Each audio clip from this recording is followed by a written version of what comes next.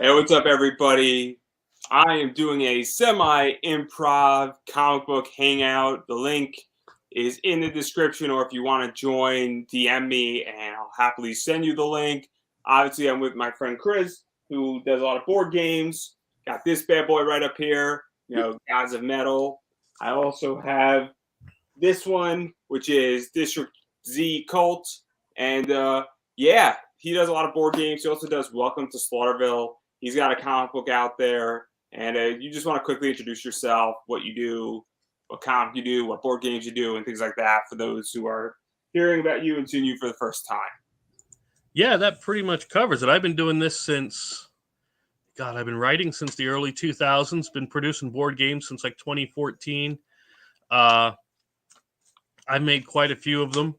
As you said, the Slaughterville has been the biggest franchise we've had, and I wanted to jump into telling the stories that were behind the game, and that's why we created the graphic novel, the old Slaughterville. We started with The Beast Within, and, well, you'll see the ending to know where we're going next in that one. Yeah, there you go. Novel.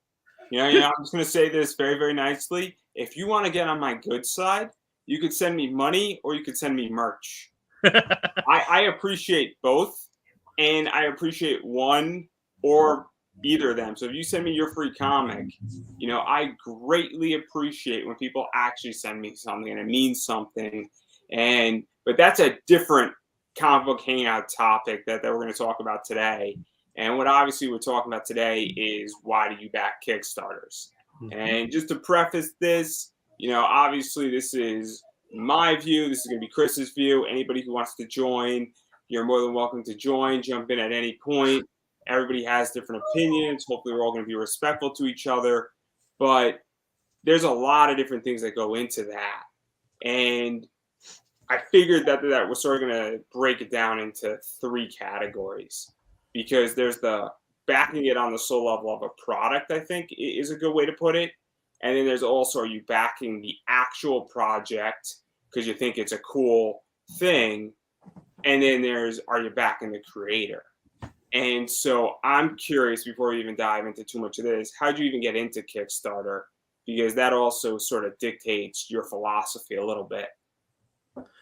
Well, yeah, I knew that it was intended, the Kickstarter model is intended to help out the new people that are, they're just starting out. They're trying to build their companies. They're trying to get product, whether it's the games, whether it's movies, whether it's books, what have you, out to the market. And I felt we had something that a lot of people would want. And we funded all of our games so far. And so far that happened. And we funded the book on Indiegogo, and we're $132 short yet on Kickstarter. So if anybody wants to jump over to the Kickstarter for the Slaughterville Book 1, that's still open. That still is ready to go before we do Book 2 in summer. But that's why I got in. I'd rather work with the people than try to sell it to a corporation or to a publisher. Because I like the interaction better. I like being able to own the product and deal with the people more. Because I think, obviously, I just funded on Kickstarter my show. And I am nowhere near people doing 20, 30, 40, 100,000 to 200. Some people I know have done millions of dollars. But I came in more on a consumer side of things. And the reason why is that I saw that, hey, there were some cool projects that I couldn't get in my local comic shop. Mm-hmm. And that's how I came into Kickstarter versus, and then I had a bad experience with Kickstarter, and then I didn't touch it for 2 years. And then I just saw some cool stuff. I'm like, oh, this is kind of a cool project. There's some cool artists here, and there's some cool variants. And that's how I came back to Kickstarter. And the reason why I bring all this up, and I think it's very important, is that also influences your philosophy when you start looking at projects and you start saying, why am I backing this project? And so I'm curious, and I think this is a very interesting discussion, where why do you back hey, what's up, Gage? Not much. How are you, man? So we're going to table that thought. Gage, why don't you introduce yourself for those who don't know who you are and what you got going on, and all that stuff and how you came into Kickstarter as well. And then we're going to have this big discussion civilly. Okay. I'm Nathan Johns. People on Facebook or Twitter know me as Gage the Wolf, and I'm the creator of an indie comic called Godslayers that launched on Kickstarter February 26th and ends April 2nd. And then, Gage, how did you come into Kickstarter? Because I think that influences what you believe in this entire discussion of why you back projects on Kickstarter and dive into the idea of, are you backing the creator or the person? And so how'd you get into Kickstarter? So most of my stuff has been backing creators, but there's been a few that have been on there where I got on it because I like the project a lot. So it's a little bit of both. And I launched on Kickstarter because it was what I knew. To be fair, I haven't even really delved into Indiegogo or any of the other crowdfunders. Like, people have been talking to me lately about trying GoFundMe, and I have no idea what that even is. So, because obviously, as I was stating, the reason why I bring all this up is that we're obviously having a discussion on why you back a Kickstarter. Mm-hmm. And the whole theory behind it. And I was highlighting, and then you jumped in, that there's, obviously you're trying to kickstart something, sort of the first thing, and it's, you just want comics to read, and it's just another venue. But then you dive into the project looks really cool, or it's the creator. And so I kind of want to throw out that question, is that why do you, and obviously we'll start with Chris, why do you back Kickstarters, and how do you view Kickstarter? And is it more that you're just saying, hey, it's just another place I can buy my comics? Is it the idea that you're backing the person or you're backing the project? Most of the time, and I'll say that way, most of the time I back the project. Like, I'll take a look at it, and there's some projects that I'm sure are really good, but I don't like the art style, or the story isn't for me. So even if I know the person, I don't. Well, no. If I knew the person, I'd probably give them the tip. You got to give the Kickstarter tip, right? Yeah. Even if I don't get the book. But mostly I back the project itself. If I like the book, if I like the idea behind the story, then I would pick it up. Then I would say, if it's somebody I know, like I've done that a couple of times too. If it's somebody I know, so I'll give them some business that way. That's usually the way I do it. And then what about you, Gage, on that front as well? Because I'm going to throw you the same question. So I tend to be a little bit impulsive, and I love artwork. I think I've made that pretty clear. Even before I was making my own comic, I was buying artwork from people because I love it. But a lot of times something will just catch my eye, and if I read it and it seems interesting, I'll go on and grab it. But most of the support I've handed out has been either to projects I like that really spoke to me, like the Avatar: The Last Airbender role-playing game was a big deal. I'm a role player, loved Avatar: The Last Airbender, jumped on that one. Vampire Hunter D, the book they just released on Kickstarter for Vampire Hunter D. I've been a Vampire Hunter D fan since before they did the Bloodlust movie, way back forever ago. And so I grabbed that, but a lot of times I'm backing creators more than I'm backing projects.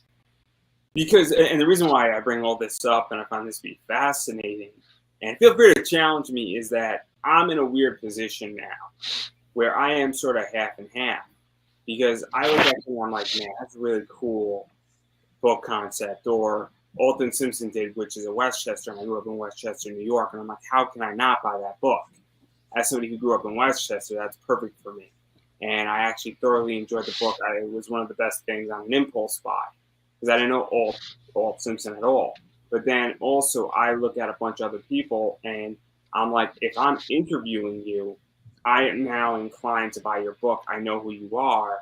And for me, there's like a litmus test. And this is where this gets really tricky, I feel, because if I know somebody is a horrible human being and has done horrible things, it makes it really hard for me as a creator at this point, and even as like a background, a comic reader, to go out and say, hey, I can support this person.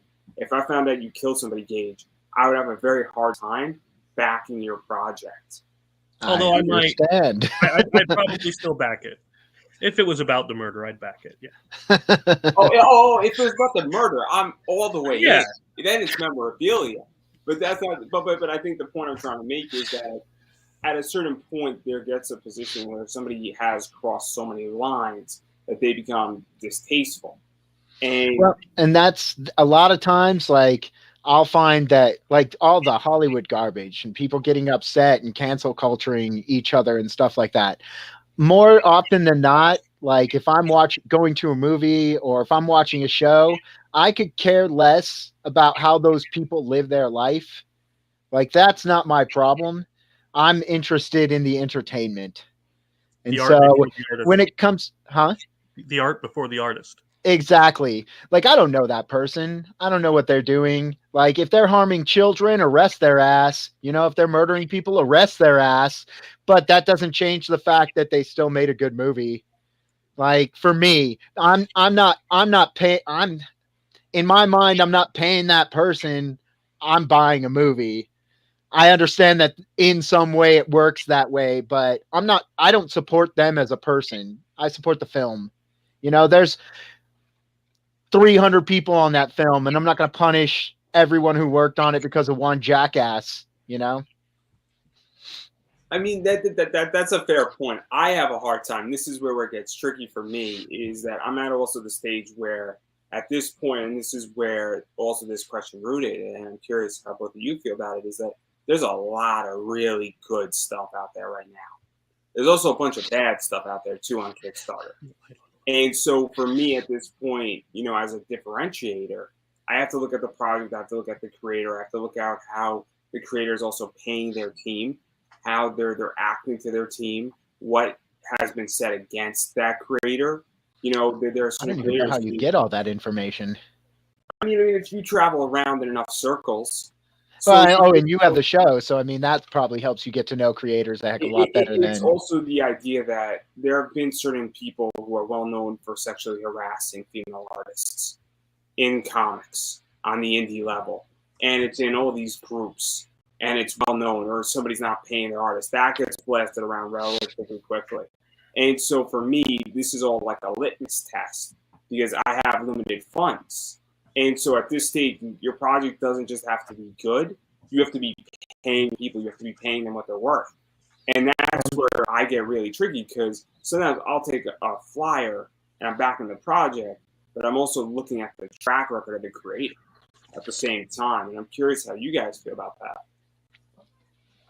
I will say I was at one of the Wizard Cons out here in Philly, and it was a friend. A friend had a comic book company way back in the early 2000s, and he couldn't go. He couldn't. So I'm like, okay, I'll take your booth and I'll take the penthouse suite. Sure, why not, right? The Marvel artists there, and I'm not going to name their names, but they were the most disgusting people I'd ever seen in my life. Blatantly doing things with people in the middle of the hallway that you wouldn't do in private. You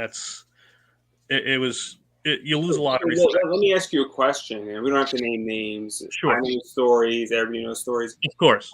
How did that affect your view of those people? Because obviously, I'm assuming you were like, those people, I want nothing to do with them. Exactly. But can you separate what they've written from what they were doing? Because that's where I think this creator discussion really gets fascinating. You know, I'll throw a name out there, Bill Cosby. It is hard for me to separate Bill Cosby, the rapist, for lack of a better word, you know, even though he was acquitted, but we all know he is what he is, from his comedy. It's very hard for me to do that. And I don't think I'm the only one who has a problem with that. So that's where I'm curious about where you guys view creators and all that stuff. Yeah, and like he said, it's just because it's the writer's fault or the person that was there, the artist. I'm not. It doesn't mean it was the editor's issue. It doesn't mean it was, anybody else's fault. So I don't know about punishing the whole staff for this guy being a douche nozzle. You know, I will say that Joe Jusko, or however you want to pronounce his last name, however you do it, was the nicest guy you'd ever meet there. I also met the guy that did, he made, oh my God, Alan Scott, Green Lantern. Who did Alan Scott? Gage, do you know? His wife I don't. His wife was with him. He was in a wheelchair. But really cool, really good guy. So take into account, like, I'm a wee babe in this industry. Like, I've only really gotten involved since like January, and before that, my involvement consisted of backing some Kickstarters and following some people I really adored their work, or I loved their work ethic and what I was seeing from them. And so, like, even when it comes to comic books, like, I stopped reading comic books in the 90s, I think, when they did I read a lot of X-Men, Spider-Man, stuff like that, and I stopped reading when they did the Age of Apocalypse reset and started rolling into that stuff. I was like, nah, I think I'm good. Like, they're not continuing my storylines. They're restarting new stuff, and I'm just not interested. And I kind of fell away from it then. And so getting into indie, like, was because I started finding stuff that in mainstream comics I hadn't seen in a long time, like the great storytelling and some of the artwork. And, like, don't get me wrong, there's great artwork in some of the mainstream comics, but I mean, just stuff I hadn't seen in a long time that grabbed me like those comics used to. And that's really what got me back on board, and then wanting to be a creator. Mm-hmm. No, because that's the other thing too. I think also is that I sometimes back in Kickstarter, even talking about creators, is that I'm saying, look, Gage, you're a first-time creator. I want to give you a fair shot at an interview. And that's something also that I think about as well, where I'm like, if somebody is a brand new creator, maybe they need that break. Mm-hmm. And that goes into something. I'm going to say something where, Gage, Demon Slayer is not your best work, because I think you have a lot better work coming out of you in the next 5 to 10 years. But it's your first book, right? So God Slayers. What? God Slayers. Oh, Demon Slayers. Wow. Demon Slayer is an awesome anime, but I didn't write that, bro. Clearly, I'm having a day. It's all right. I just didn't want people to get confused about what my work was. If Gage wrote Demon Slayers, Gage would not be here. I promise you that. I might still be here. Sorry. But as I was saying, I think that your best work is yet to come. And I'm being very honest about that. This is your first book, and you're learning a bunch of stuff out of it. And the second issue is going to be better than the first. Just on production level, on understanding level, on variant level. And that's not a diss at you. But I also say to myself, look, I got to give you an opportunity, because if somebody gave me an opportunity for my first interview, somebody gave me an opportunity with my first sponsorship, somebody gave me an opportunity with my first novel, for instance. I didn't write a novel yet, but that's the other thing about when you're backing creators as well, is that you also have to say, wait a second, this person doesn't have a track record, but I've been there too. And if you created a comic book, or Chris creates board games and he just wrote and has this up on Kickstarter, and right now, and it's kind of like that's Chris's first graphic novel. And Chris is brand new into comics too, so you have to give somebody an opportunity. At the same time, where Chris doesn't have a track record, you don't have a track record. And even if your project looks okay, so I'm curious how you feel about that, because that's kind of the underdog in a lot of ways as well. And it goes the opposite way too. If somebody's a horrible human being, or they could be the greatest human being in the world, and they could be beyond generous, and they could have raised $300,000, and you want to back them because they're an altruistic person. And so I'm curious, because it gets tricky, because then it goes into the question, what if their project sucks? Like, and I'm being very honest about it, because if their project is bad, and then it gets produced anyway, is that really doing that creator a service, or is that sort of influencing them deciding that if everybody's altruistic, it gets tricky, right? We actually talked about a Kickstarter like that, where they had an awesome product, but the person running the Kickstarter wasn't a great person, and so people were still waiting months later for their product. Remember, they had that long time. I don't want to bring up the Kickstarter name or anything like on the air, but oh yeah. I don't yeah, want to burn. and, But the project. I mean, anybody who sees this cover is like, I want that, and you yep. drop $40, no question. But everybody who kicked in got raked over the coals on that one. It was terrible. And I mean, the artwork is some of the best artwork ever. It is bad girl art from the 90s to the T. It is everything Top Cow was supposed to be. It's everything Xenoscope was supposed to be. And this is like the foundation. But we're still waiting. Yeah. Project, the art looks amazing. It's just that I think you and I are talking about a different project, man. Are we talking about the RC project? I think we're talking about the mini game project, the one from the big game producer that was. Oh, remember we had that whole day. We talked about that one. Oh, I know which one we're talking about now. Sorry, I'm talking about a different one. My bad. I don't know that one. but anyway, I think the point is that, like, yeah. How do you guys feel about that? Because that's another whole thing when we talk about why we back Kickstarters and all that stuff. Well, there's the thing, isn't it? Like, I had somebody reach out today and say, "Hey, I'm new, and would you want to share links and share art on the campaign to help promote each other?"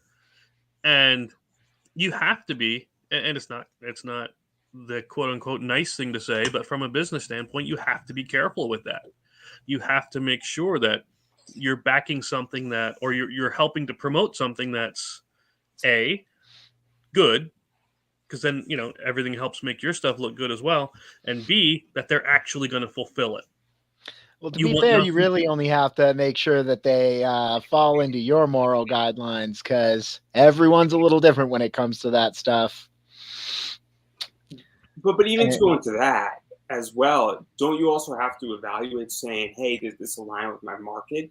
And also, how much is it going to benefit me? So I shared somebody's thing on my campaign, and they shared theirs, but there was no crossover.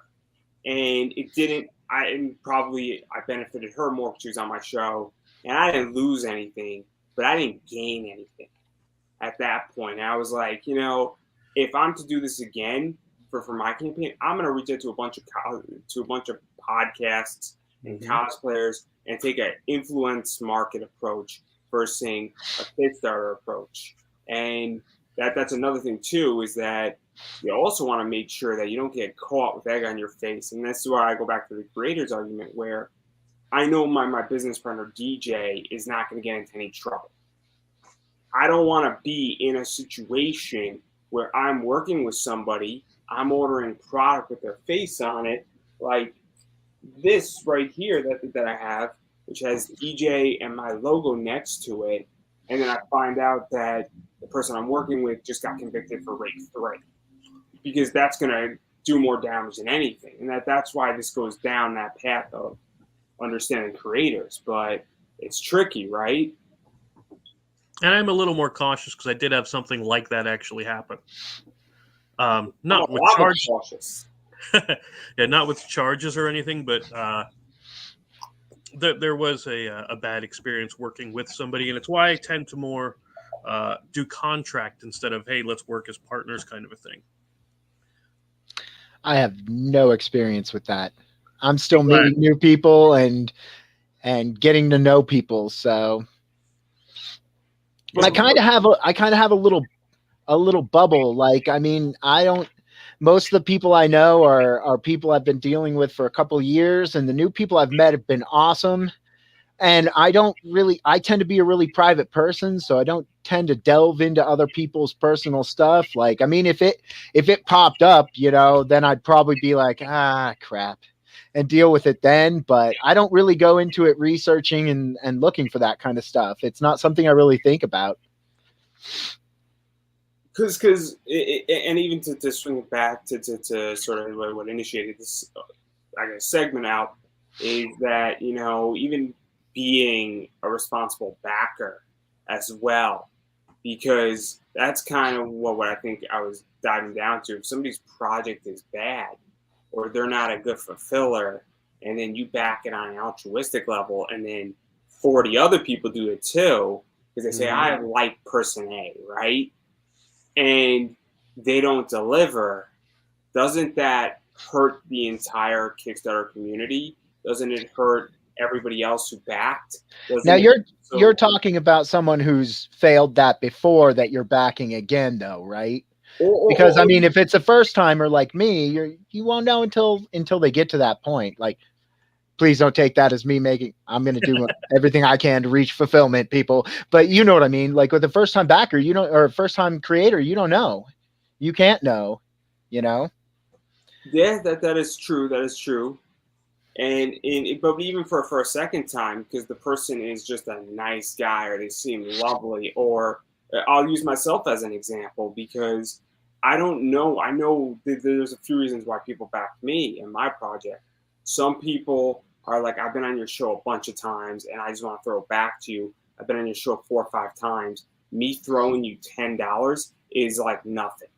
Where you're going to have me on another 10 times, no worries. If that means that you need $10, and if everybody just gave you $250, or you meet your goal and you're going to be around for another year and a half, then because people were saying, hey, I would love to back you if you had a Kickstarter. If you had a Kickstarter, I'm going to be backer number 1.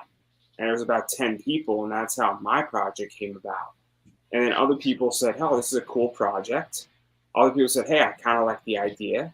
Some people said, I have no idea what I'm doing with media.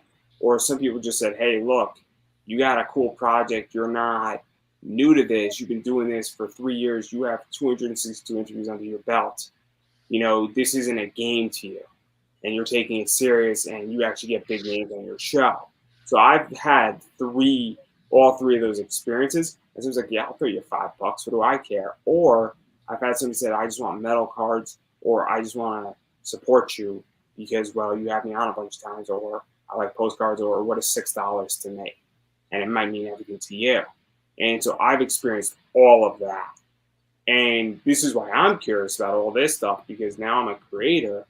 And if you understand why people are backing you, that changes the way you market, it changes the way you function, it changes the way you write your Kickstarter, because it's how you make something, I guess, intentional. If you know your Kickstarter is an altruistic grab, you're going to write it a certain way. If you know that the comic book has a picture of a sexy girl topless and that's your grab, then you're going to write your Kickstarter differently, which means the project is speaking, not the creator. So it's like, and I'm just curious because both of you are doing comics. I'm in a whole different segment.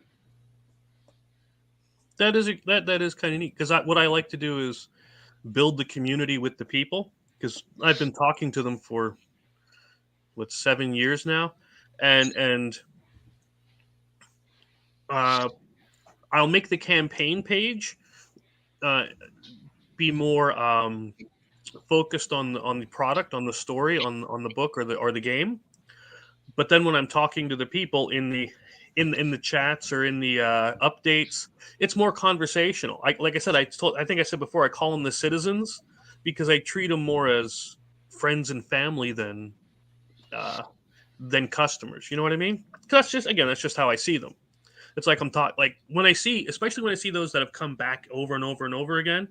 It's like, hey, it's you again. Do you want to do this? And like I've put people in the game on cards and things just because, like, hey, I've known you for like 10 years now. It's, that kind of stuff. So yeah, the page focuses on the item, and and the interaction focuses on making that connection with the people. We even do merch. So yeah. Do you like the picture he drew for me, guys? If I could draw that well, I would, but I'm a writer more than an artist. I hire the artist. He drew one for you too.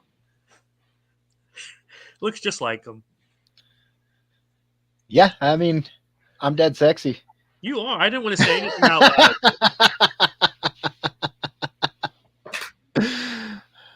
loud.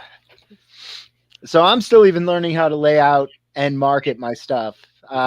I'm out there learning promotion. I launched without really promoting anything, and as a first-time indie creator, I've got a limited amount of stuff to use for promotion, and so this is all a huge learning experience for me, man. I have a lot of people who have supported me, and I appreciate that. And I'm trying to sell it on the basis of my story. Like, these people don't know me. Yeah.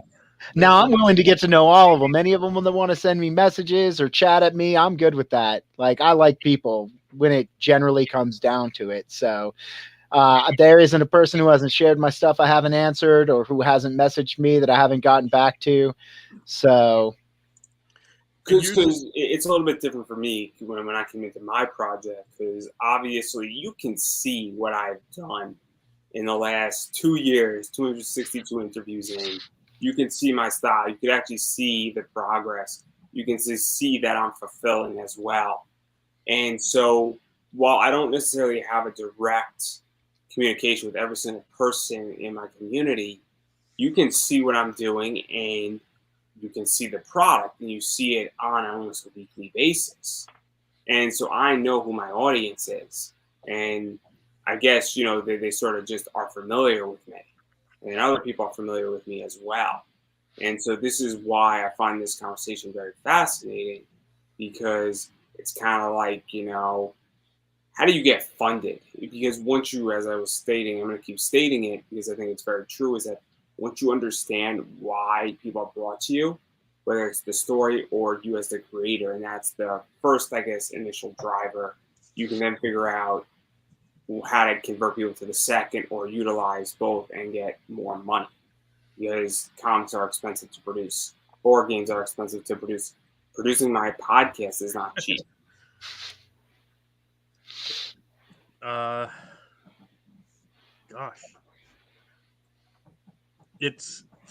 I liked to use the conventions to get out and meet people. And honestly, that's one of the ways I really built the audience, was the convention circuit.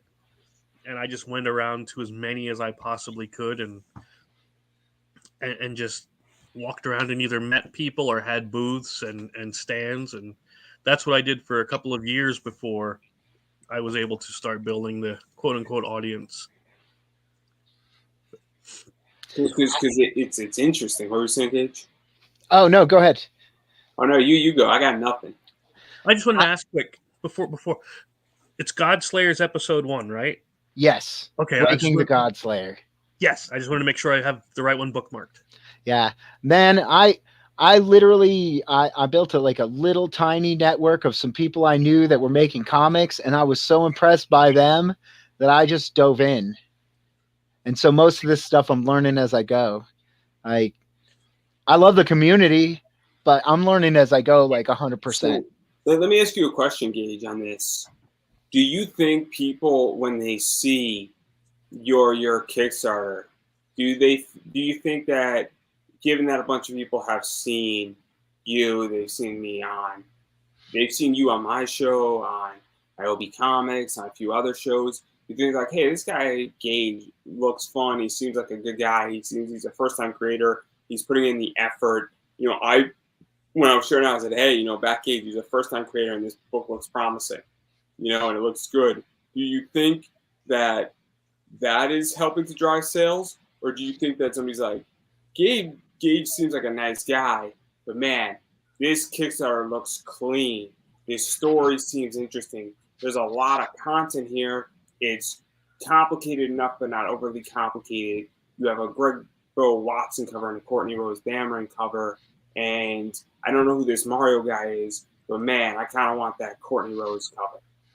What do you think is the driving factor? Because both of those are two different things. To be honest, I've seen a little bit of both.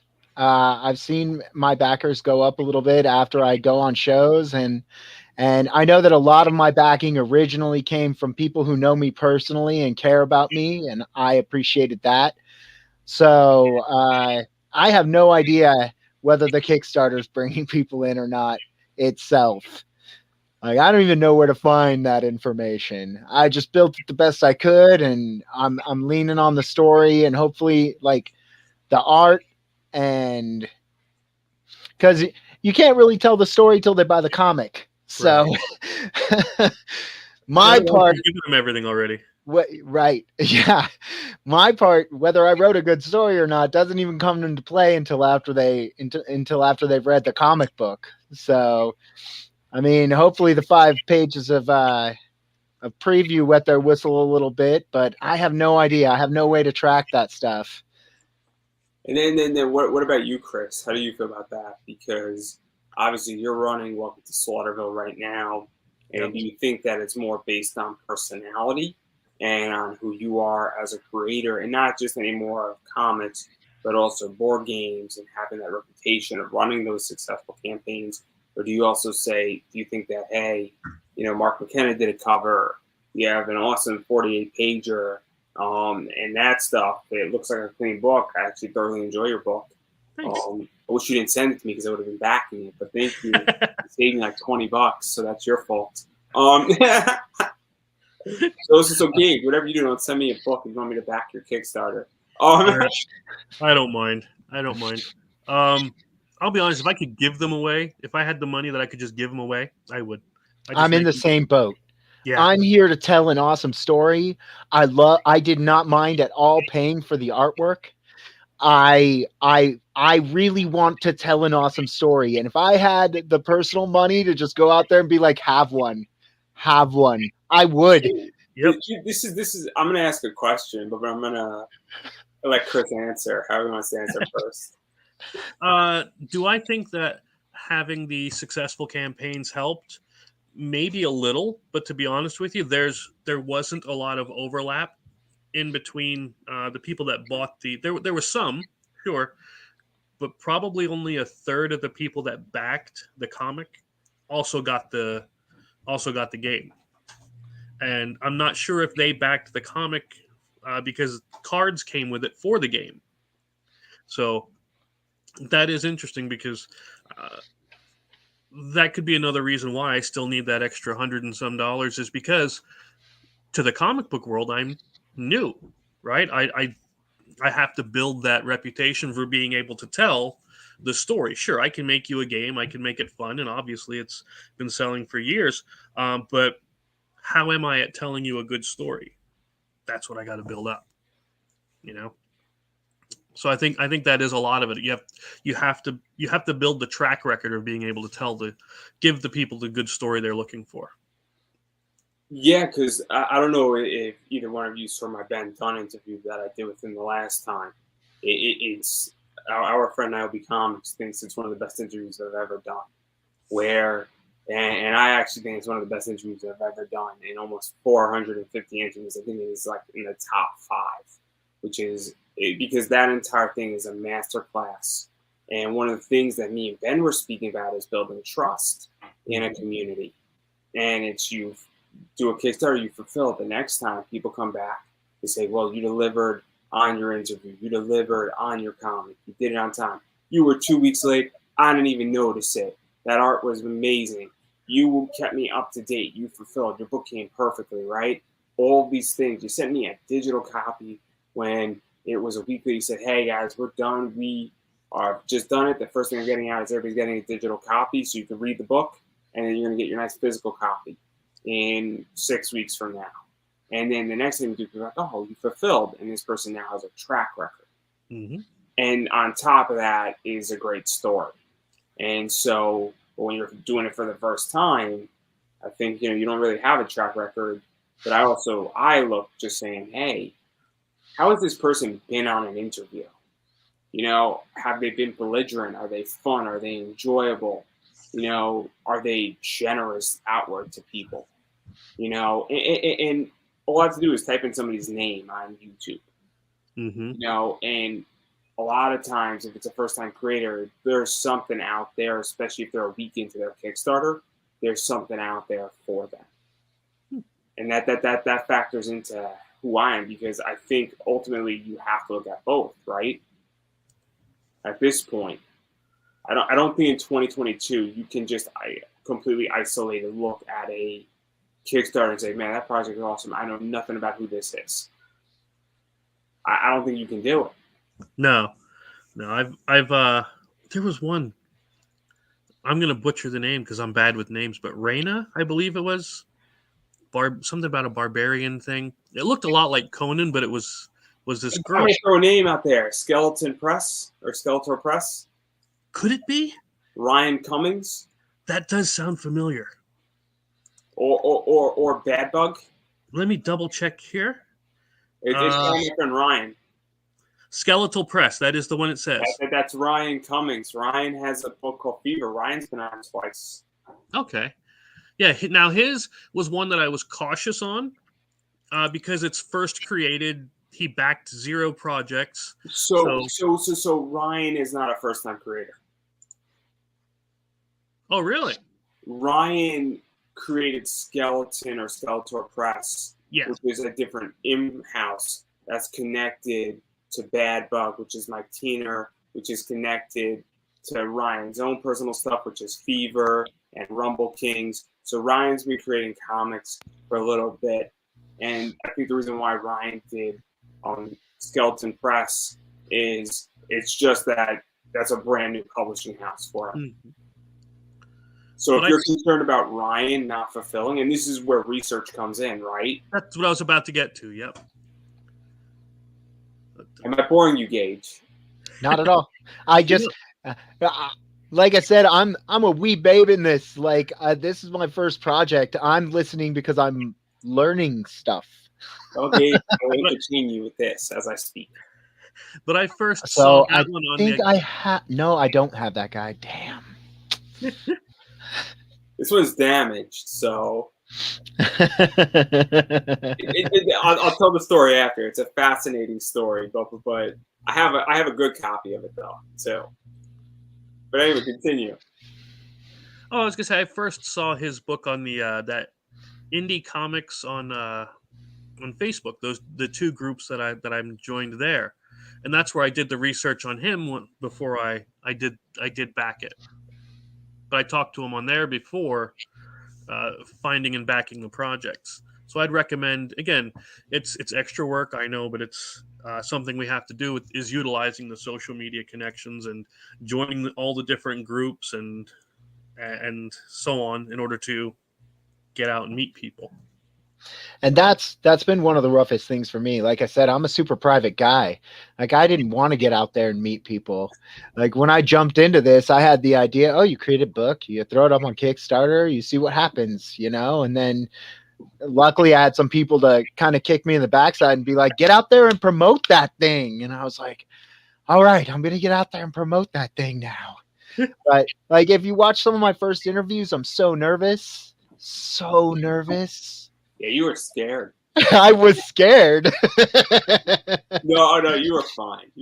I'm a wallflower though. Like, I'm that guy in the group that when everyone's sitting around talking, I'm like, all right. I'm just glad to be there. Why do you think that I like doing one-on-ones? Like, I do not like doing panels in which I'm not a panel guy because I find interviews to be very sacred. I take a Joe Rogan, a Larry King, a Howard Stern approach. Because I want a one-on-one or 2-3 people. Doing something with 6 people in a room, it is complicated, and that stuff gets out of hand.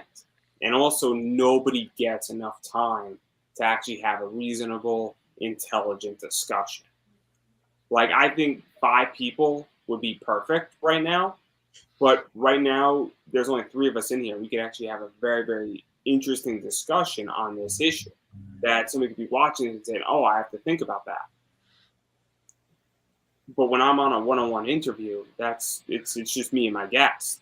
There's a reason why I don't bring up comments, because that's just going to interfere with a flow and a reasonable and an intelligent discussion about a topic or somebody's book or their career or a particular point in their career, or a shoot interview, which was the most amazing interview that I've ever done and one of the most fun interviews I've ever done. If you ever get Lou Fisto doing a shoot interview, amazing. It's like my top favorite 10 interviews of all time. 45 minutes shooting on CZW. What is CZW? That's what I was. That's that basically did softcore porn with their women wrestlers and repackaged it, and Lufisto went hard on my show. I'm like, oh my god, I have Lufisto on my show, and Lufisto is this legendary women's wrestler. So it's a feather in my cap, and Lufisto is just amazing. I love Lufisto, and it took me 4 years to interview her. That's why I love that interview. I'm like, yeah, Lufisto, holy fucking shit, like. But anyway, I'll tell my Baco story. So I bought 4 of these, and I sold 3 of them. My first 2 sales, 90 a piece. Nice. Then I kept one for myself, and then I sell one to this guy on eBay, and then it has the correct description saying it's the shared exclusive, and then I ship it out. The day I ship it out, he gets all bent out of shape saying, "Can I cancel the order?" I'm like, "No, you can't." Turns out that what wound up happening is I packed it, I tracked it, I have a way that I mark my pop fungos without damaging them. Turns out that he bought 2 of them because he found this cheaper than what he paid for, smashed this one up, or got one that was smashed up, sent it back to me, not in its order, not marked the way it marked. And what wound up happening is that eBay sided with me. So now I have a damaged thing. I lost about $20 on the deal because that's how much it costs for him to ship it back to me. But that's what wound up happening with this. So now I have a damaged Baco. It's damaged here. And I haven't listed it up on eBay. It's been sitting around for like about 18 months. And I might sell it for $40 because it's still a sought after pop. Dibs. But it's not as valuable as it used to be. But I digress. Dibs. So, but yeah, so that's kind of what would happen. But if you want it, Gage, I'll happily I do. I do. I'll happily sell it to you for like $30 on eBay. Done. Shipping. Done. I don't have that one in the next like day or 2. Huh? I'll put it up on eBay in like the next day or 2. Nice. I like how I leaned forward, like I might be able to hear you better if I was closer. Most people are like that. It's all good. It's all good. So yeah, no. I actually had a thought, and no, it just totally went out of my head. And that's all my Baco story, because that's not what I wanted to tell. You know? I'm still looking for Mount Lady. I might be able to find you a Mount Lady. I've been on the prowl for it, so. Yeah. I'm not a 6-inch guy. I'm looking for the other. I have a Laminian from Chalice. This conversation totally went off the rails. You brought up the pops, man. I mean, I don't know what to tell you. So I basically, I'm looking for. I have Sun Eater. I have Laminian. I need the other big 3. That girl, she's expensive, but I'll trade somebody at Dobby for her. I don't really know what those are. What is that one? It's so you have Sun Eater, who the big 3 is Laminian from My Hero. Okay. It's the girl. I keep forgetting her name. I don't so know. If you know. I don't have the girl either, but I have Tamagichi, and I have both of the what is his Lemillions. So I have the one where he's in his costume, and I have the one where he's in his school uniform. And then I have the Tamagichi where he's got all the animal parts.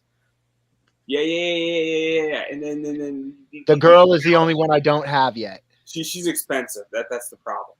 Oh yeah, hard to come by. Not hard to come by, just pricey.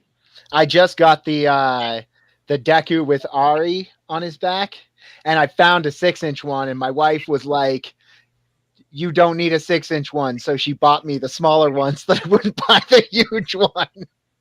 Yeah, I'm out of the game slightly on that. I'm perfectly content with what I got, but this is a different discussion for a different day. That's next week's activity on Thursday.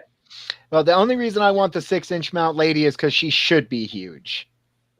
She's Mount Lady. I want the big one. Maybe I'll go find that for you and I'll sell it to you. But I'll negotiate a deal. I make no promises that I can afford it, sir, but I do want it. It's the whole thing. If I can negotiate a deal where we get them off for 20%, and then I'll just sell it to you for my cost because I'll get one too. And I'll see if I can find that girl anywhere around here. We have a guy who comes and sets up at the mall who has pops all over the place. So, but yeah, no, this is a very different discussion. And, yes, I will stop. I apologize. No, you're fine. Stop the pops. I got no problem. I got to kill time for another 25 minutes anyway because I'm bored. I'm a great panel host. But even just to go further into this, I mean, because this is a topic that I actually really struggle with, and this is why I'm doing this and want to talk about it, because I'm very, very like torn. And when I look at a Kickstarter, and I'm curious, and I think this also plays into it, is that how do you guys evaluate Kickstarters that you're going to back? Because everybody has limitations. You know, for me, it's money, waiting for things to come about.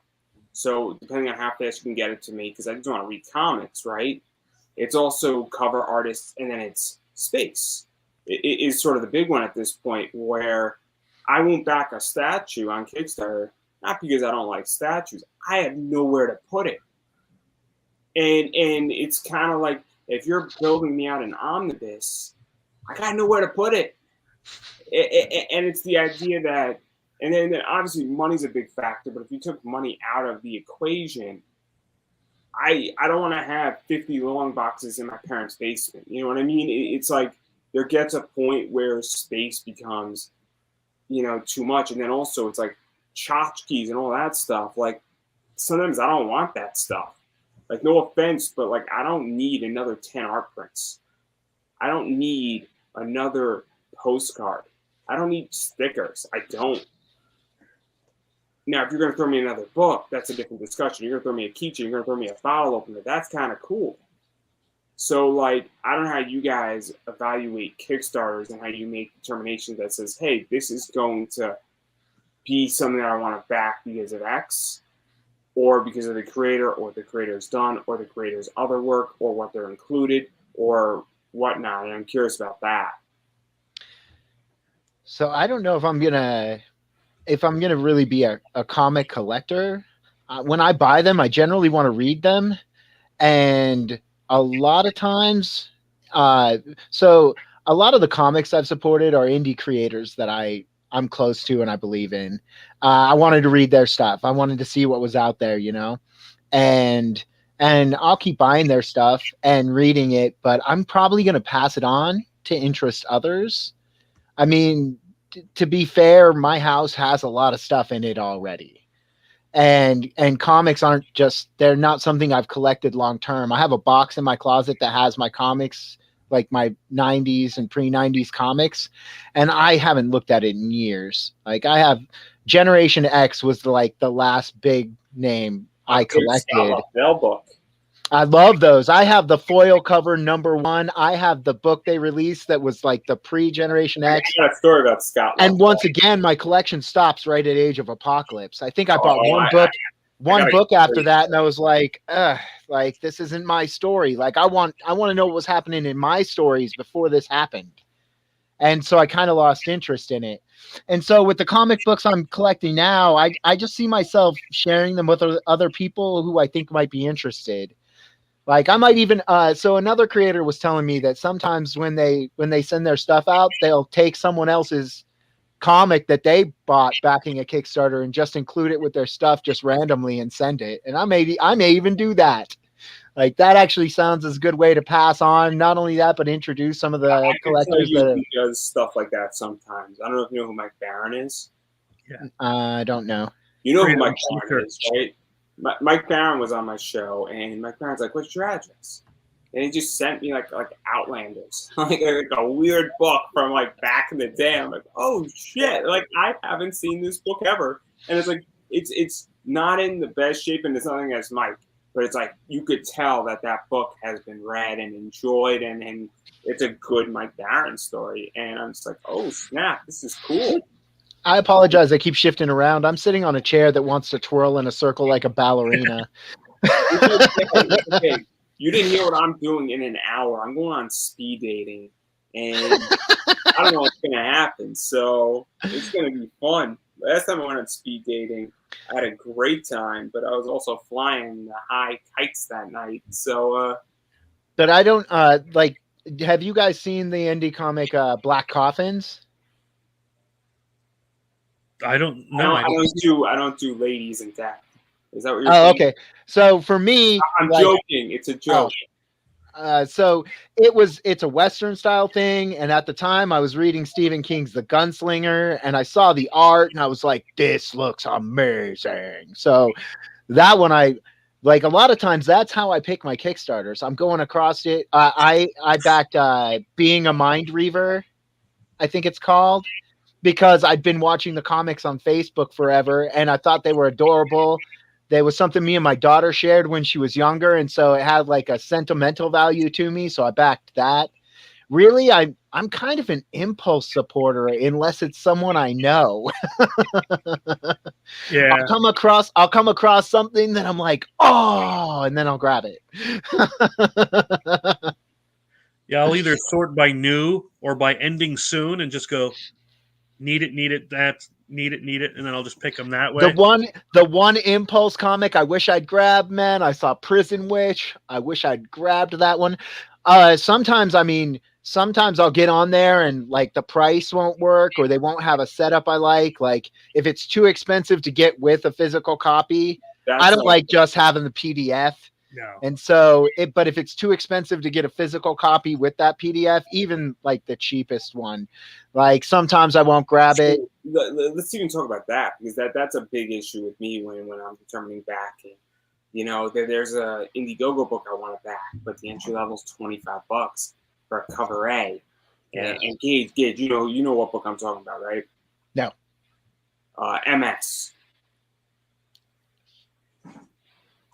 Yeah, I'll tell you after. People who know codes will know who I'm referring to. Nicest person in the world, but her book is too pricey for me as an entry level. Oh, I think I know who you're talking about.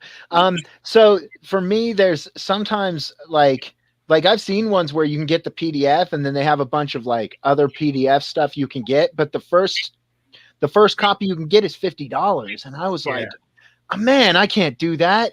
Like, I'd love to back your book. But it depends. I'll give you an example where it depends. I backed Curse Words. The entry level position on Curse Words for a physical copy was $75, but you're buying 32 issues in a hardcover bound. So you're now not buying anymore a single issue. You're buying the whole run in a nice hardbound omnibus. See, I might do that too. And a lot of times that's something that'll catch me with one too. If it's a book that I've spotted, but it's like number 3 or number 4, if I can't get the first ones, I'm not interested. I don't want to read where the story's at in number 4. I mean, I could tell you why I backed Curse Words. Curse Words for me is that I enjoyed the first 6 issues of Curse Words. I love Charles Soule as a writer. I think Charles Soule is an amazing writer. I love his Star Wars stuff, and I love a lot of his Marvel stuff. And he wrote Curse Words with Ryan Brown for Image. And I'm like, I didn't buy this book because I enjoy Curse Words, but I came into Curse Words because I'm a Charles Soule fan. And that's where the creator gets me. That's where the writer gets me. Versus saying, I'm like, I just like his writing style, and I know the product, but I never got to finish it either. And so that's something that I figured out about what I want and why I backed Curse Words, and I was happy with it. For $80, I got a sketch card. I got an awesome, nicely hardbound book. That's a beautiful book, and it looks nice on a shelf, and it was cheaper than buying it in a store. See, when it came to like mainstream comics, I never really got into creators. Like I'm getting into indie comics and getting to know creators is a whole new thing for me, because when it came to the comic books, I could have told you tons about the characters. As a guy who wanted to be a writer, like I wanted to know everything about the characters. I wanted to know all their motivations, who they were, where they came from, how old they were, how strong they were, blah blah blah blah blah. But I couldn't have told you, like you said when I mentioned Generation X, you mentioned Scott Campbell, and I've seen artwork on Facebook by that guy, but I couldn't tell you anybody who worked on those books really. I think Todd McFarlane was one I knew, because So the difference is that I've come in a different way. Yeah, and that's the whole thing. This is where this is so fascinating. Sorry, Chris, that you're out of the conversation. No, I was gonna, yeah. but my Scott Lobdell story is that I was at a small con up in Poughkeepsie, New York, and we're talking like in like Poughkeepsie's like gymnasium, sort of like a theater gymnasium, local area where people play bingo, right, on Thursday night. Cool, great convention. They had the guy who should forget his name, but he was like an old timer doing sketches for like $15 on 11 by 9s or whatever that paper size is for $10 of any character you wanted. Scott Lobdell was there, and all these old time guys were signing for free. And what was cool about it is that I gave him a copy of Generation X, the foil cover, and he signs it, and me and him were talking for 45 minutes straight just about Teen Titans. And he's like saying, hey, as a writer, you should do this. I'm looking forward to reading what you write. Here's my email. Send it to me. When you have something, I'll look at it. And then he said, yeah, I'll be on your show. I'm out in California. Whenever you want me to be on your show, I'll be on your show, no problem. And it was just one of those things where, because I'm a huge Teen Titans fan, I started bringing him like all these old books he hasn't seen in like 15 years. And it's like, where's a copy of Generation X foil cover that I bought for $1, right? And like,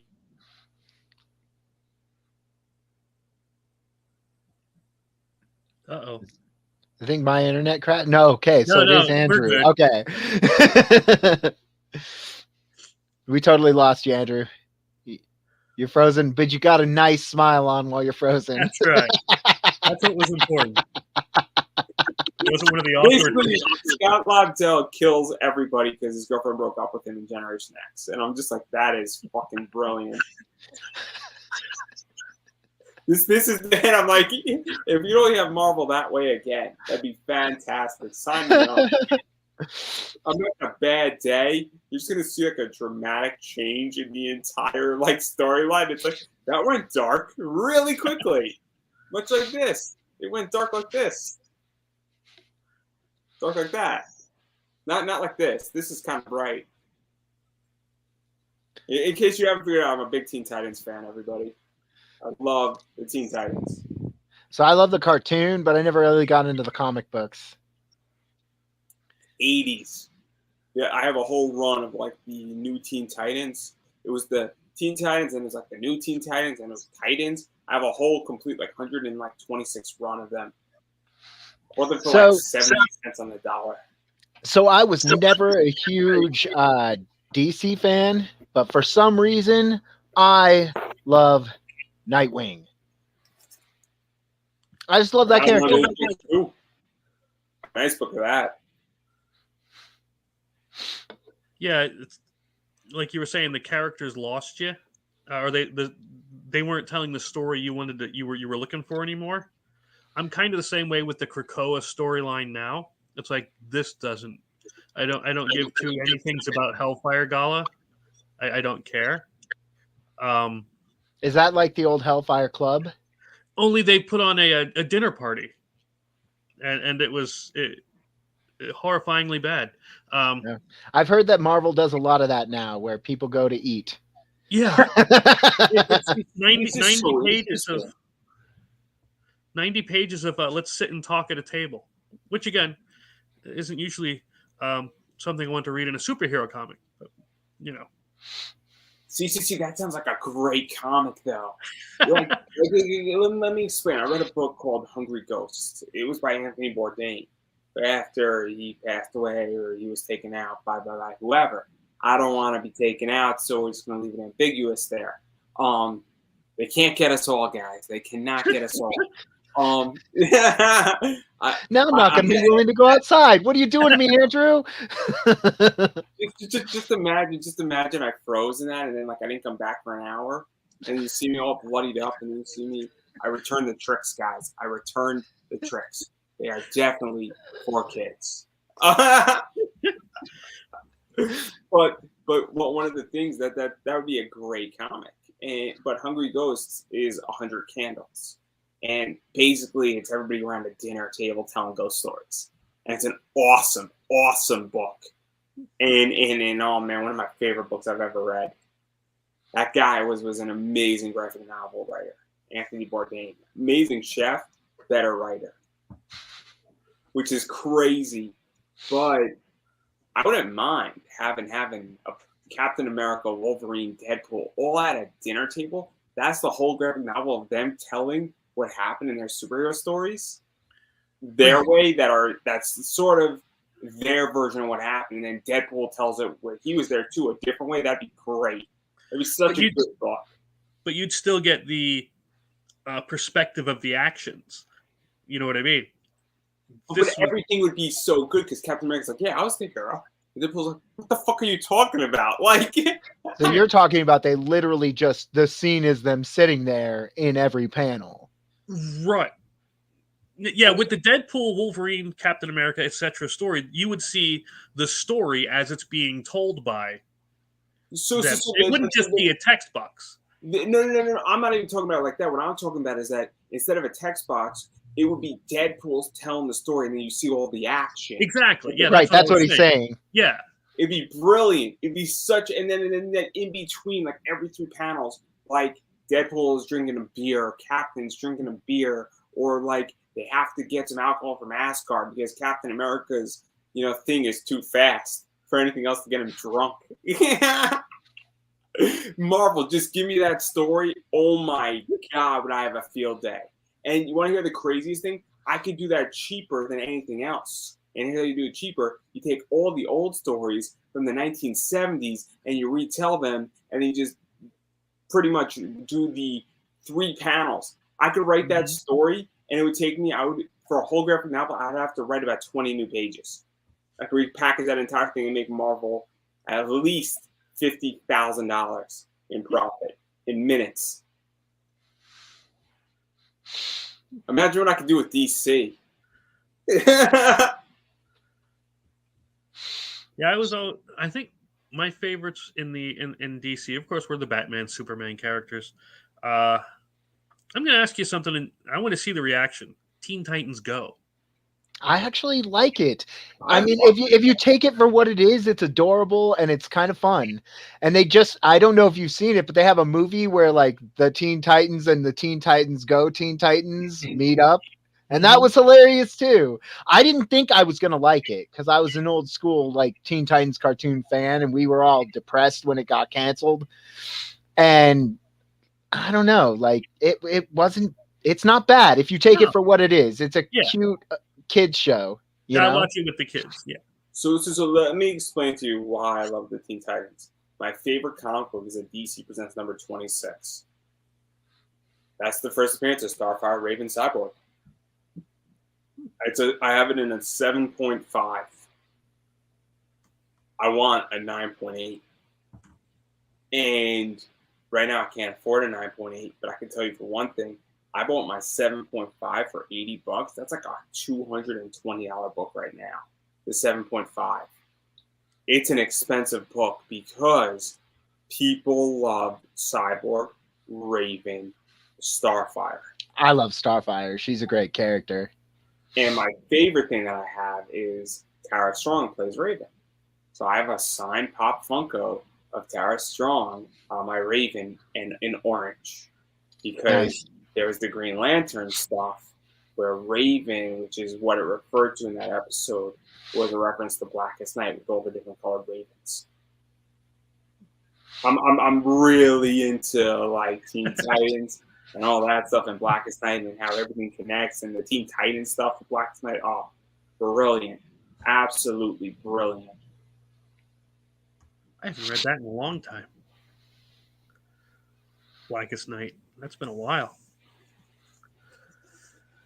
Yeah, so it's that's what's going on. So yeah. Nope. I mean, when it came to comics when I was younger, it was Spider-Man, X-Men, and then I got into Generation X later. Spider-Man mostly, though. Anything I could find that was Spider-Man, dude. Like, I love that character. My first were the Savage Sword of Conan. Those old books. 1980. I was reading those things. Yeah.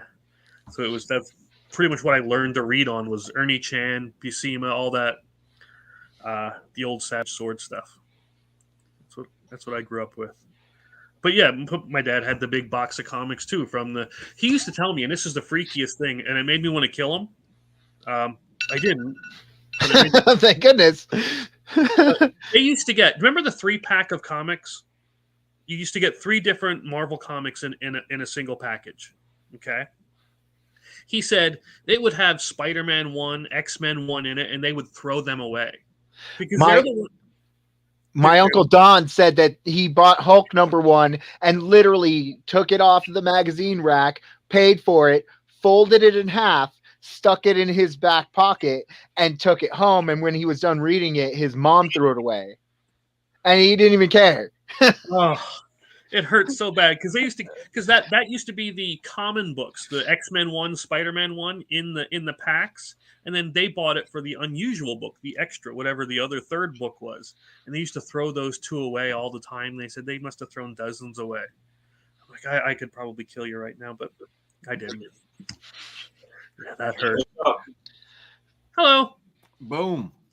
Niobe. Am I a boomer? Boom. This conversation has devolved into us just chilling out talking about comics. How are you, man? That's what it says, right? Comic book hangout? That's what we figure. I think Andrew froze again. That's okay. Welcome Again, to Level Comics. At least it's never in a compromising position. That's true. So what's going on today, gentlemen? We were chatting about why Kickstarter. Yeah. And then we talked about Pops. And then we talked about our favorite comic book guys. Why not Kickstarter? That is, you could ask that. Yeah. Why would you rather do the Kickstarter or Indiegogo? I'm doing both, actually. Kickstarter. And I'll tell you why. Because the last time I ran Kickstarter, within my first 3 or 4 days, I was at 10 grand. I'm running Indiegogo now, and I'm at $312 after 4 days in. The plain and simple truth of it, ladies and gentlemen, is that there's more eyeballs on Kickstarter. Kickstarter's the go-to place for comic books. It always has been. Indiegogo caters to a niche market and a certain group of people called Comics Geek. And that's how it works. No one wants to talk about that, but that's how it works. Oh, that's a whole separate episode, and I don't know if anybody wants to shoot their career right now. Well, I'm running Indiegogo right now, and I can tell you that if this was Kickstarter, I would have been funded, and I would have been double the funding. Last time we ran Kickstarter, $24,000, Andrew. I can barely even get $500 out of Indiegogo. Corey, I think, had a similar problem. Corey Hardy. He did. And yeah, he did. Now, do you think it's because they don't push it, or they only push certain ones? No, I think because no one sees it. No one goes to Indiegogo looking for comic books unless if you're part of a certain group. And if you're in that group, you have to be a member of good standing. You have to have the endorsement of the frog. You have to be pushed. Yeah. So let me ask you a question, Niobe, and you're not a judge because this is not a judging show. I'm judging you already, Andrew. It's not in competition sense. We all judge each other, but that's a different. I am not singing this time. Sing for your supper, Andrew. Yeah, I'm perfectly good. I'm perfectly good. But what we were talking about earlier before, and I'm actually curious your opinion on this, is when you back a Kickstarter, do you back it for the project or do you back it for the creator? Because I'm curious about your opinion, because Chris and Gage, and we were just having a massive discussion on that. But I'm curious how you sort of figure out what you're going to back and why you back something. When you go to the comic book shop, do you buy a comic book for the comic or because of the people that worked on it? I think it depends. I go for the comic book, right? You know what I mean? The work should always sell itself first.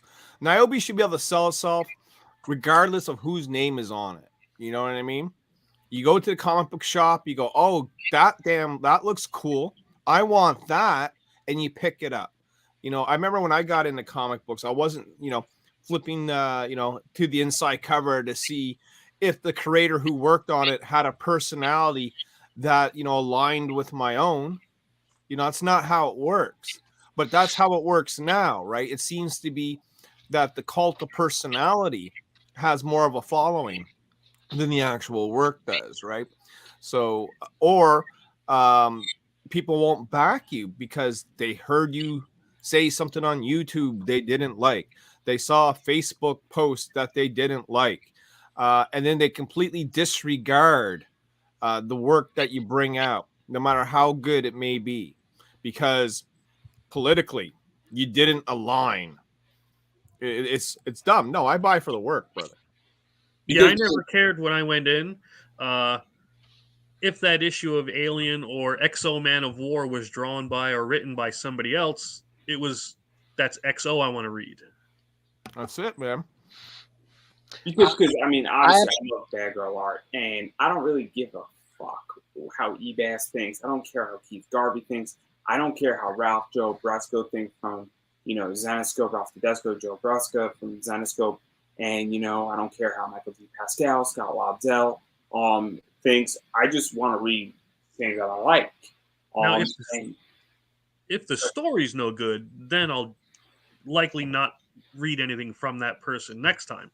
But also, and what I was saying is that, look, I look at how creators act, though, as well. Meaning that if a creator is a complete scumbag, that also says, I don't really want to support that behavior at the same time. And it's not even that their story is bad, or I might even like their story. Hell, I might even align with that politically. But I'm like, I feel weird supporting an asshole who's made horrible statements about creation, for instance, or has beaten down a first-time creator, or said a first-time creator's thing is bad. I'll give an example.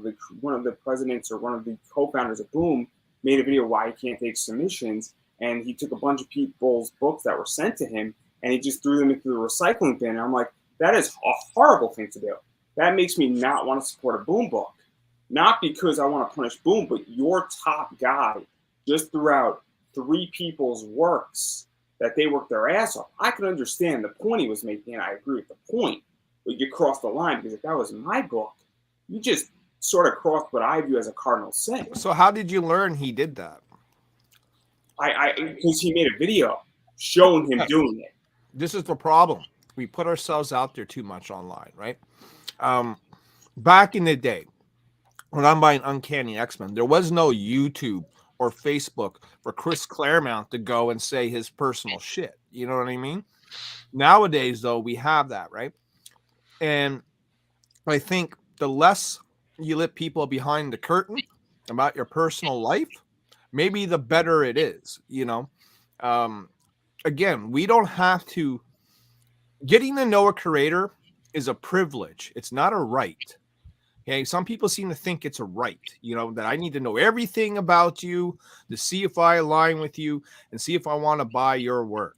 I went off of Twitter for a reason. That's one less avenue, to piss people off, right? But seriously though, I mean, the less that people know about LP, the writer and creator of Niobe, which is too late now because I've been doing YouTube for 10 years. But had I gone back, if I knew what I know now, I would just keep it about the work, period. No one ever needs to know about my personal philosophies, my ideology, my politics. No one needs to know that. All they need to know is I make Niobe and buy Niobe.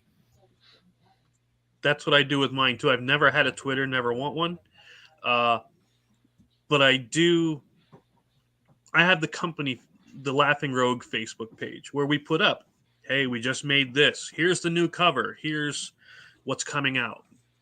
That's what I give to them. And then, then I talk to them like people.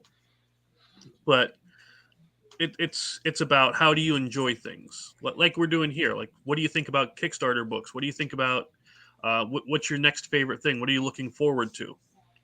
I don't engage in the. My thing is, if you can't tell what my political leanings are, I'm doing my job. Because it shouldn't no matter. one's business. I mean, that's exactly. That's not what I'm selling them. I'm not selling them what I believe in. I'm selling them Godslayers. Exactly. I'm not the same. Like I said, I'm private. Like, I don't want them. The only reason they're getting to know me is because I'm out talking about Godslayers. Yeah. And I'll share the things I love. I love role playing. Everyone who's talked to me knows that I love role playing. I mean, my Sunday role playing game is sacred. I collect pops. Yep. I want that Bakugo. And then I support indie creators that I love and have been following for a couple of years, and they inspired me to create. And that's the stuff people need to know about me. Yeah. We need to do an RPG one. I have tons of RPGs, but nobody in this house will play with me. Because they hate RPGs. So yeah, I collect them then. Do I get to play? Oh, whatever you want. We can because I'm always the game master, never the player. Ah. Yeah, I've been doing it since I was like 14. I'm 42. And like I run an 8-hour game every Sunday right now. Nice. Like do you broadcast it? No. Okay. Again, I'm a private person. Like I mean, I just started promoting. I got the stage fright so bad the first time I was on like someone's show. And so like the idea of posting my role-playing stuff, no way. Funny story. All this stuff for me, by the way. I'm thinking about doing a book based on that Gods of Metal game once I'm done with Slaughterville. But I used to get killer stage fright. But then I started teaching. So when I teach, I'm in front of a ton of people, right? Well, I'm in front of 2,000 people at the Forum in Harrisburg. And I have to call the students up. Here, you're getting your diploma, right? So their friends are there, their family's there. And this dude comes up, and I've known him for years because he was a student. And we go to give the guy bro hug where you clap and you bring in. I threw this dude over the podium. Accidentally, teeth up over. I felt so bad, but after that, I'm not going to do anything worse. So, stage fright went away there. Chris is out there suplexing students. He graduated. He was an adult. It's okay. Yeah, he wasn't a student. Yeah, but no, that whole stadium erupted laughing for the wrong reason. I felt so bad. We still talk. Don't get me wrong, but yeah. I felt so bad for this guy. So what I was going to say, privacy though, is that you guys don't know much about my private life. What you see on screen is just what I want you to see. There are things in my life that I don't talk about, and again, you don't have a right to know it. My personal friends know what's going on. Certain people know what's going on in my life and what's going to happen in the next year, and a lot of people don't, and you don't have a right to know that. And my life is private. I actually feel kind of bad for celebrities where they know everything about them. Like, I can't imagine having that lifestyle. That would be awful. I'll throw you a really good example, the best example of this. Why did John Cena and Nikki Bella break up? I have no idea. The reason why is that John Cena wants to preserve elements of his privacy and a little privacy he has left. And Nikki Bella loves being in the spotlight. And she wanted to move Cena more into the spotlight. He's like, look, I pay for a lot of my parents, my brothers.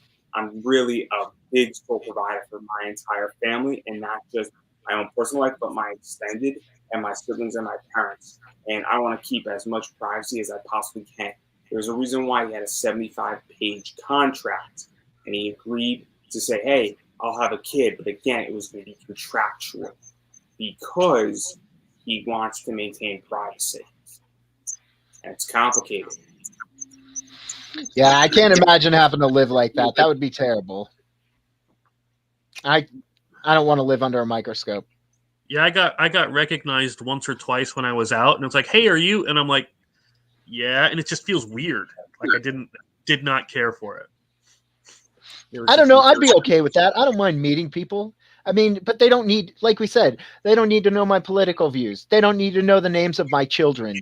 They don't need to know, Gage, I'm sorry. We have to let people know that you're a big My Little Pony fan. It's all right. It's time for you to come out. I don't think I've ever seen an episode of My Little Pony except the one with the Weird Al pony, and that's because my daughter showed it to me. Gage, the charade's up. I'm sorry. Okay. I guess I'll accept that then. Can't we just go with the My Hero Pops? Come on, man. You all knew it was coming, Gage. All right. I hope that doesn't spread around as a rumor, because that's I don't know. Andrew Davis says he's a My Little Pony fan. You wait till Monday night. I'm posting it right now. Hold on. I'm gonna make a new thumbnail. It's gonna have a pony. Brony for life. Brony. Oh my dear Lord. All right, I'll accept it. So I will say this. Hopefully the My Little Pony fans will come buy my comics. There you go. Exactly. All about the dollar. If you like My Little Pony, Godslayers is nothing like that for you. Well, now that you sold Gage's book, I actually got to run to speed dating in about 15 minutes. So we got to wrap this up. But what were you gonna say, Larry, about everything? Nothing. I want to hear more about the speed dating. Let us inside your private life, Andrew. So it's with women. So we can. I hope so, brother. To each their own, man. And I'm actually very excited for it. It should be fun. I'm actually throwing myself out there for the first time in like 18 months. So, wait, like, what do you meet these women at like a restaurant? And they come to your table. You have a coffee. You say something to piss them off. They get up and leave. Like, how's this work? I'm starting to think that Larry's done this before too. I have never done speed dating before, ever. Because I don't even think they offer it, new guys. Like where I live, you know what I mean? I live in small town, nowhere, Canada. Yeah, we don't. Well, Larry, there's this new thing called the internet, and that's on it's a virtual speed. Oh my god, that sounds even worse, Andrew. So you're not even actually going out; it's online. Yes. But I'm gonna get fucked up doing it, so I don't really give a shit. You wouldn't rather just stay here and talk nonsense to us? I could talk nonsense next Thursday with everybody too. We can just bring them in. We can bring them in here. Yeah. Can I? We can be judges for you. You can put us on the side like a panel. I want to be. I don't want to be a judge. I want to be a contestant. Hey, ladies, who do you like more? Me or Andrew? We should totally do that. I should just create a. They're gonna say Gage, but I mean, it's all right, guys. Gage is married. That's true. So that's a safety net for you. You know, he's dependable then. That's right. Loyal. I know. He's got Don't start selling me, Chris, because my wife will kill me. He's got money and he's good at sex. You know. There are 3 things about my wife I love. 1, she adores the hell out of me. She role plays, and the 3rd is she could kill me and get away with it. Your wife owes me a Tekken match. Yeah, she does. I know. Especially since I totally bragged her up and then she bailed. She bailed like a coward. She's yelling at me from the kitchen right now. Like I couldn't hear what she said. So I really do. I'm gonna try speed dating as much as I appreciate the offer, and I have a feeling that He has an Xbox and a PlayStation. Oh, sorry. I got it all, baby. Maybe your wife can do me a solid and play Larry and Tekken while I do speed dating. In 15 minutes, I got to get ready to go to my actual job. Oh man.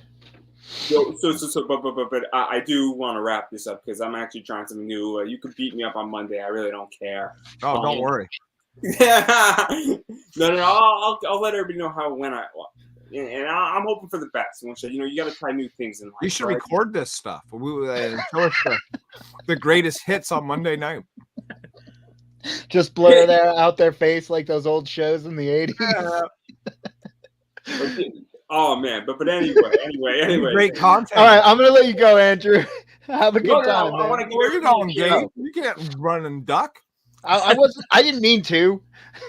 Well, I guess I did. I was trying to be polite though. I do want to give everybody a chance to promote themselves. So obviously, I'm gonna give Mr. Niobe his opportunity because you got a lot of stuff going on right now. Oh, make me last. Okay, I will make you last. How about you, Gage? You go, because Mr. Niobe wants to go last.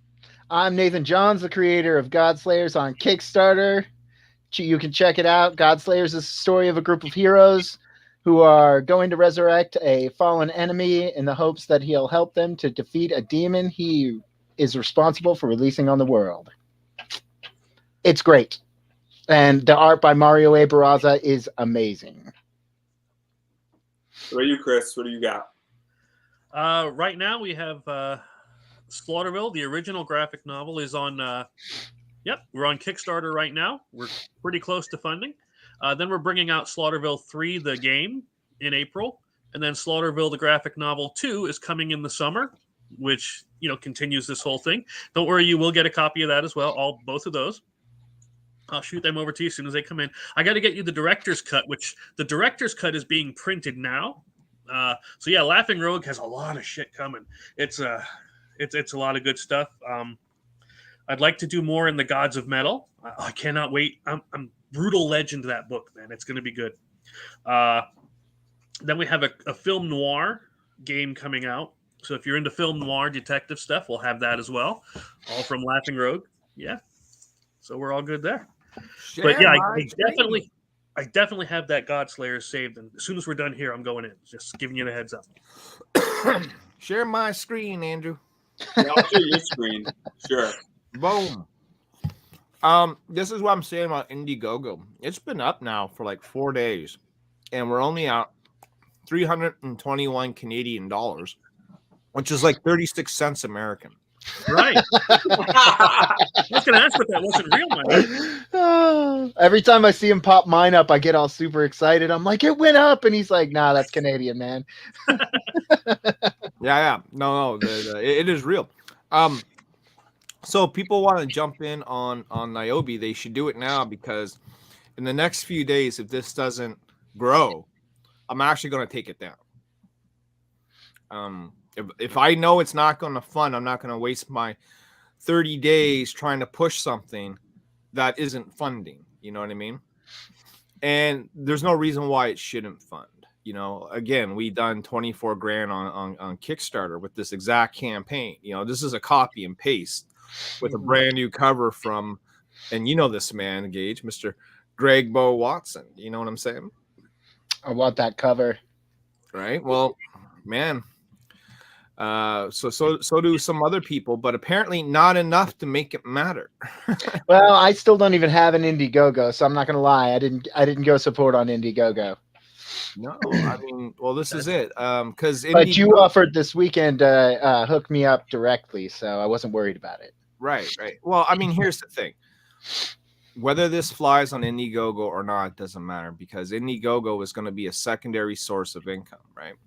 I'm probably, like I said, going to pull it down in the next few days if it doesn't, start to climb. And that's not a problem, because you can go buy the book at your local comic shop. No, you can't. Not if you live in Reno. We're published with Antarctic Press. You can go to order it straight out of Diamond Magazine. You know what I mean? For $4.99. And not have to worry about shipping costs and all that sort of good stuff. Just, go if you have a shop, Andrew, that will or conversely, and I'll throw something out there, you in previews can order it right off of Midtown Comics. So if you don't have a problem, and I know that I'm a big local business guy, I believe you should support your local comic shop. But let's say that you don't have one around you, Midtown Comics. That's how I got my Niobe Origins, guys, is right from Midtown. So, and it's being shipped right to my door. So that's another possibility and a solution.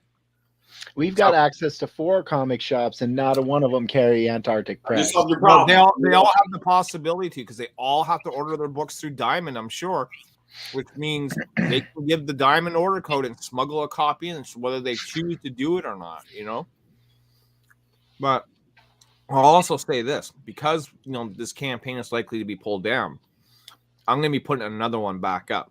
It'll be back up on Kickstarter, and it's going to be for 2 projects that I'm going to be working on.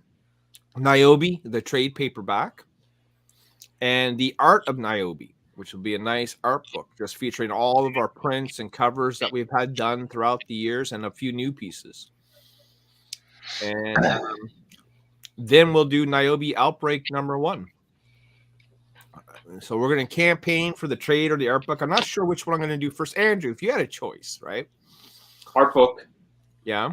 Okay. I like art books because I can't afford every single cover, and it's just nice to have it. And then also, you can then do a variant of the art book technically. But I'm done with Indiegogo, right? This has just proven to me that my audience is not on Indiegogo. It's on Kickstarter. It's always been on Kickstarter for the last years. You could do an add-on with, once you go into the next Arc of Niobe, if you have leftovers of the art book, because somebody's going to miss that campaign, right? Well, yeah, they always miss the campaign. Some people never used Kickstarter before. Some people don't have a credit card. Yeah. There's a variety of reasons why, someone doesn't go to Kickstarter. Maybe it's too expensive, right? Which is why we're glad that we have our books out with the Antarctic Press. I get it. Someone doesn't want to pay $15 for a variant cover and then $15 for shipping, They rather go to the comic book shop and pay their $5 and walk out with a book. They don't have to wait for it. They don't have to pay a premium price for it, I mean, the thing with our Kickstarter, so people will say, well, why should I back you at all then if you're going to be in shops? Well, maybe you're like Gage. Maybe your shop doesn't carry Antarctic Press books. Maybe you want one of the variant covers that Antarctic Press isn't offering because, we got 11 covers and they're offering 2. You know what I mean? Maybe you want the book sooner because Antarctic Press, our copy through Antarctic Press isn't going to be out until like June, So, yeah. So I'm just going to promote myself because I got to get running, guys. All right. Yeah, so thank everybody for watching. The stream running. I'll take care of it. Yeah. That's funny. But it's happened before. Yeah, right. That's terrible. But yeah, so thanks for everybody watching. Appreciate it. This is what we're going to be doing at least, hopefully, twice a month, talking about issues and then dissolving into something else. Possibly me having a few beers or rum and cokes or something along those lines. I want to see the type of women that select Andrew. Yeah, I'll give the full report on Monday. Oh yeah, you better, brother. You better. It'll be a special segment in your show. But in all seriousness, though, obviously I got this metal card right here. That's up on my eBay, which is Pop Anime Comics Collectibles. I got 40 of them for sale, so you go buy that if you're into Psycho Big Titty Killers, which is what she is. Which is the speed dating. I'm showing this as this first question, guys, on speed dating is, what do you think of this? X. X. You pervert. X. And then you can also buy this one. This is $10, and my friend DJ. $10? I'm kidding. X. Yeah, my friend DJ is going to be up in Wizard World actually on April 8th as a guest. So he's on this one, and he's going to have 60 of them up there. So if you're up in Philly, you can get it signed, buy it from him. It might be slightly cheaper, and you're supporting an indie cosplayer who's climbing up the ranks. So definitely check that out. So that's all I got. Appreciate everybody watching. And on that note, I believe we're out, everybody. Come So back peace. Monday night for Dating with BSG. Yes. That's exactly what we're doing. And I will have the full report in all the glorious details. Every denial with every story. Or a triumph. Well, let's not get ahead of ourselves here, brother. Dang, man. Anyway, we'll peace out, everybody. Thanks for watching. I hope it's a triumph, brother. Everybody on the flip side, peace. See.